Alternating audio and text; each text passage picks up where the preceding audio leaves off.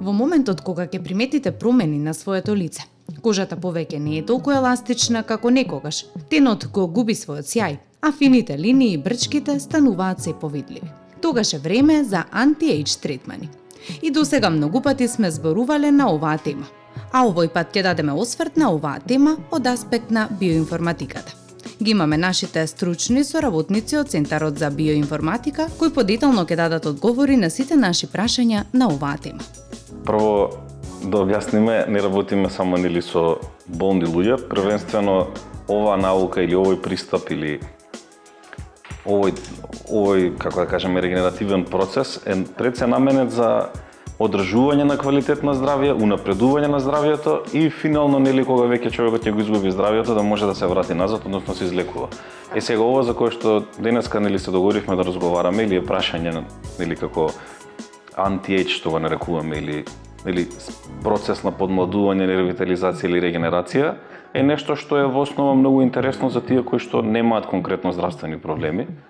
Тања може да објасни можеби малце подобро од мене на таа тема што све потфаќа и што све е тој така наречен третман. Видете, да се биде млад подразбира повеќе работи во едно. Значи да имате преубава затегната кожа, немаме бори, значи нема појава на целулит. Значи исто и дека имаме многу повеќе сила, енергија, значи многу подобро ментално здравје, поголема издржливост. Во суштина да се биде млад, секој од нас сака што може подолго во животот да го задржи тоа. Тоа значи и подолг живот, поквалитетен живот. Ментална состојба. И ментална состојба, физичка, здрави, регенерирани органи, човек кој живее без болести. Знаеме дека на 20 години многу повеќе можеме да издржиме, многу повеќе знаеме како да се справиме со сите предизвици, да се дружиме, значи како поминува времето, всушност стануваме како што стануваме многу по-мудри, стануваме и малку по-изолирани од луѓето, стануваме физички по-спори, не толку физички активни, ме сваќате.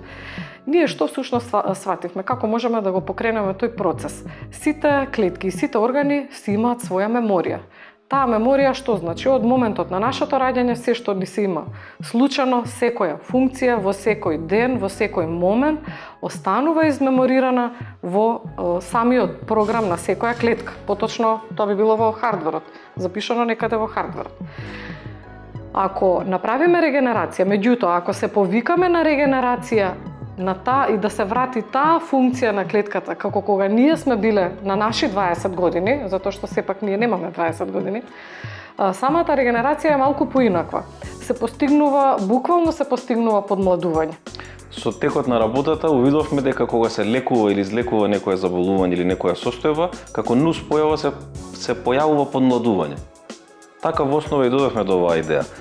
Инаку од 150 до 300 години е генерално зависност од кој тип, затоа што ние не сме само една раса, него сме околу 52-3 типа на хуманоиди овдека на планетава.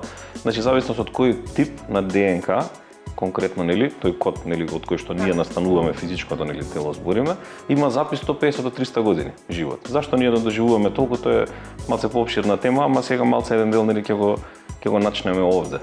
Чисто дополна сакав да кажам на тоа Тања што прво да го објасни. Видете, ние сега не велиме дека стигнавме до крајниот резултат да живееме барем 300 години, меѓутоа се стремиме кон што подолг живот и поквалитетен живот.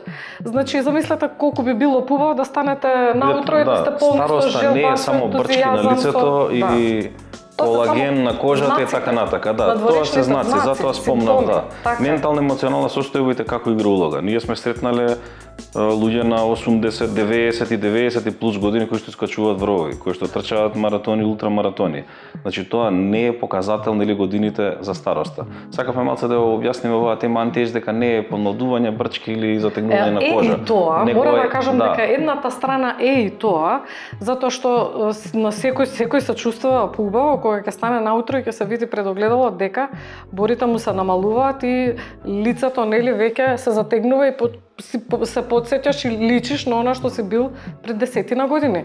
И тоа, и ние тоа имаме и посебна апаратура со која што тоа го мериме, значи имаме посебна апаратура за мерење на функцијата на кожа на лице. значи длабочина на бори, сувост, квалитетна кожа. Тоа ни помага да ние увидиме и да направиме персонализирана терапија за секој пациент, конкретно за анти-ејдж програмата, конкретно за кожата, ако веќе зборуваме за неа. Меѓутоа, идеално е кога делуваме и на регенерација и подмладување на целото тело, на сите органи и на таа ментална и емотивна состојба. Значи, старењето не се гледа само преку кожата, односно преку изгледот на кожата на лицето или на дланките или на лактите, него станува збор за малце поопфатен третман, каде што се подобрува ментална, емоционална состојба, која што таа е директно поврзана со тој така наречен процес на старење. Или самата идеја губат луѓето и почнуваат на тој начин да деградираат. Потоа може да се каже најважниот дел е во основа подобрување на функција на органи и подмладување соодветно нели на сите системи во телото. А финално тоа нели се гледа и како нели затегната кожа, посвежо лице, нели бори или како нели што друго све опфаќа. Да, кожата е најголемиот орган на телото и знае да рефлектира состојба на можеби највеќе знае да покаже каква е состојбата на внатрешните органи. Затоа и годините се гледаат првично на кожа или доколку некој има проблем, нели го гледаме човекот дека е истоштен, измерен, едноставно се ни се гледа на лицето.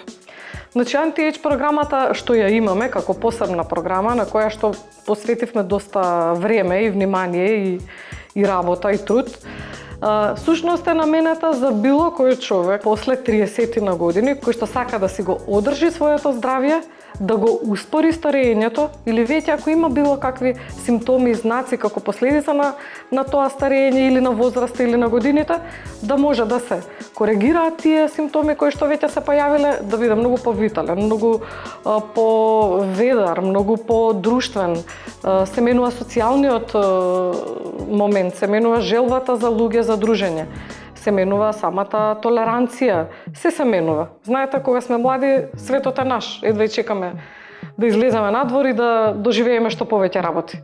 Како поминува времето, се наоѓаме како презаситени од сето тоа и желбата за многу работи се намалува. Во овој случај Воедно и тоа е процесот нели на старење. Во овој случај сето тоа се враќа и како да кажам, се враќа и либидото, реално што е денешен исто многу голем проблем. Со самиот процес на старење и со самиот процес на ослабување на циркулација и микроциркулација со годините. Либидото не е толку поврзано денес и со возраста, односно зборам со подоцнежната или поголемата возраст од 40 плюс. Има многу девојки и момци кои што од 20-та нагоре веќе имаат проблем на таа тема. Затоа е тука исто директно поврзано не толку органска функција, него одредени навики и ментална и емоционална состојба.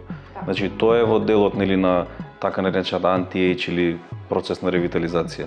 Да. Мислам, таа е интересна тема што може ќе треба да отвориме да поразговараме. Мислам, табу тема, ама присутна тема. Значи не станува збор за функција на одреден орган, него станува збор за комплетно за идеја, нели, кога некој се нервира 3 месеци, добива гастрит, кога некој се нервира 3 години, добива чип на желудникот. Давам еден прост пример. Кога некој живее во одредена ментална состојба, он дава рефлексија или врши рефлексија на функција на одреден орган. Така да и овој проблем што го начнавме сега, така наречен либидо, е во основа поврзан и со таа ментална емоционална состојба. Колективна, да речеме. Не е само тој индивидуален проблем. Што би било нашата препорака?